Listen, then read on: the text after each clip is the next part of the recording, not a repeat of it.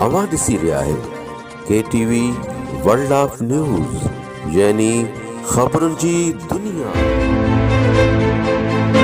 हींअर पेश आहे शहदादकोट मां KTV जे रिपोर्टर नज़ीर अहमद सुमरो जी रिपोर्ट।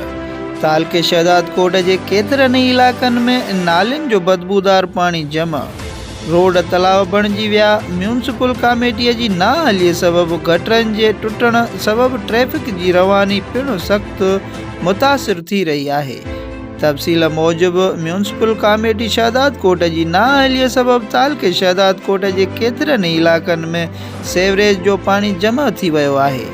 शहदादकोट जे मसरूफ़ तरीन फौजदार चौक, सिविल अस्पताल रोड, कुबो Saeed Khan road, post office अॻियां गंदी नालीअ जो गंदो पाणी बीठल आहे।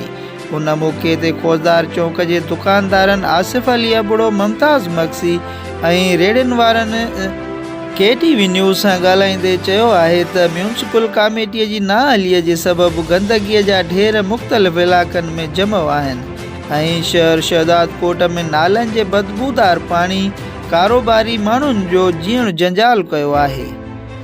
शहरनि DC कंबर शहदादकोट खां शहर में गंदगी ऐं तबाहीअ जे नोटिस वठण जी अपील कई। माना जेके नाली के भञी रोड ते पाणी था छॾनि, रोड ते गंदो पाणी आहे जेको आहे त माना उनखे आवाम परेशान आहे, असां सभु परेशान आहियूं। इन जो माना नोटिस वरितो वञे, इन मसइले खे हल कयो। नाली जो गंदो पाणी आहे, सफ़ाई सही तरीक़े सां न आहे। उन खां अलावा असां TMO खे अपील था कयूं त महिरबानी करे जेको आहे नोटिस वठी करे सफ़ाई कई वञे। असां दुकानदार कारोबारी माण्हू जेको आहे असांजो रोज़गार खे धकु थो लॻे, इन जे करे महिरबानी कयो। हिकु त बेरोज़गारियूं लॻियूं पियूं, ॿोड़ायूं लॻियूं पियूं, इन जे करे नाली जो गंदो पाणी पीए थो, रोज़गार नथो थिए। महिरबानी करे असांखे सफ़ाई करे ॾिए, तव्हांजी महिरबानी थिए। ख़बरुनि जी दुनिया।